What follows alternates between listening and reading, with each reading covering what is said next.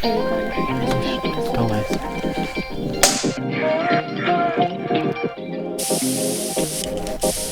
guys! Hi guys! Here we are at the Hereford Sixth Form College, where we're going to be busting some myths for you about the common assumptions made about the performing arts here in Hereford Sixth Form. Yes. Right. Should we get stuck into it? Yeah, let's go. With it. Myth number 1. Realistically, you won't ever have a career in that. There are no jobs. Okay, that's said quite a lot. However, in the UK Parliament, a report for 2021 showed that the creative industry contributed £101 billion, which is equivalent to 5.6% of the UK's economy, and that was all during COVID. Yep. So when everything was going downhill, we were still raising money. And hear this, just before the pandemic, the Arts Council for England figured out that they were contributing £10.8 billion a year. A lot of money again. That is a lot of money. And even after the COVID pandemic, the creative industry had a faster recovery than anything else in the economy. Says a lot, really. That does say a lot. So therefore, myth number 1, busted. Myth number 2 states that studying performing arts subjects is frivolous. It isn't a serious academic study. Top universities do not value these qualifications. Well, personally, I don't agree with that.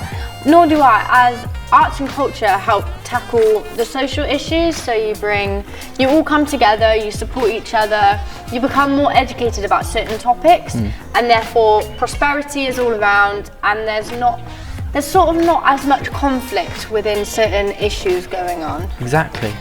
Also, students who study A-level BTECs at the college also go on to study different subjects at top universities such as Oxford, Cambridge.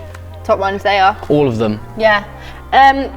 As well as that, you can study performance at almost every single Russell Group university.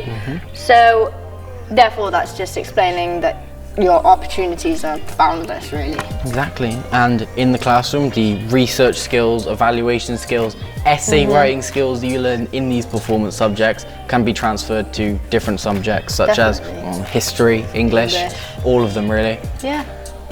Therefore, myth number 2, busted. Right, so someone here says BTECs aren't valid qualifications and universities don't value them. Okay, BTECs are a recognised qualification and people sometimes think that A-levels is where it's at. However, you often use BTECs to gain higher education. Exactly, and someone here at this college studied BTEC musical theatre and changed and went to study classics at King's College in London. Which just proves that universities do accept value BTECs. So that says myth 3, busted. Myth number 4 here states that to study musical theatre, you have to be good in all 3 disciplines, these being acting, dancing and singing, or else you'll fail the course. The 3 triplets. Always gets them. Every time. Although musical theatre department does hold auditions, these shouldn't frighten anyone. They are in order for the teacher to gain knowledge, to get to know the pupil auditioning so they can see what they're working with, they know how to develop and progress the student. Exactly, yeah, and even if you do all 3 triplets, singing, dancing and acting, at least one of them you won't be as good at. And 100%. everyone is like that, and the college will help you develop your skills and get better at each and every one of them. Of course. I think that is... I think we've covered everything, so therefore... Myth number 4, busted. Myth number 5. Someone says, I can't dance, I'm not flexible enough. People always think that dance is about being flexible. I tell you now, dance is about expressing your emotion, creating a performance on stage, creating art. Flexibility is not one of the main focuses. You can ask anyone in the dance class. Nope, and you can even just become more flexible through training at college. They give you videos on flexibility, stretches, all the different types. Warm-ups. You do a warm-up for every lesson. Everything is here to help you build your skills. Of course, and you've got your peers in the classroom who are there to motivate you, to support you, to help you through things that you may find challenging. Exactly. What's that? Myth number 5? Busted. Myth number 6 states, I can't study dance, I don't have the right training. Right, to start this off, even if you don't have any training, it could be little training, maybe in Latin dance, street dance, ballroom, any of them are all good foundations to start building off from. Of course, I did dance when I was about 5 years old. Exactly, even if you didn't do dance, any sport such as gymnastics, cheerleading, Cheerleading's a they're all popular good one. and they help you gain flexibility and Yeah. understand how your body works, which you can use in college. Of course. I think that's a simple everything. one, yeah. Myth Myth number number 6, 6, busted. Myth number 7, I don't want a career in that, so there's no point in studying it. That's a common one, that. All I want to say is when you come into sixth form, you're taking either 3 or 4 courses. When you go into that, I personally, and none of my friends, didn't go in with the mindset that we wanted a career in each and every one of these subjects. That's a lot of work. Yeah, that is a handful. So we chose subjects that we enjoyed.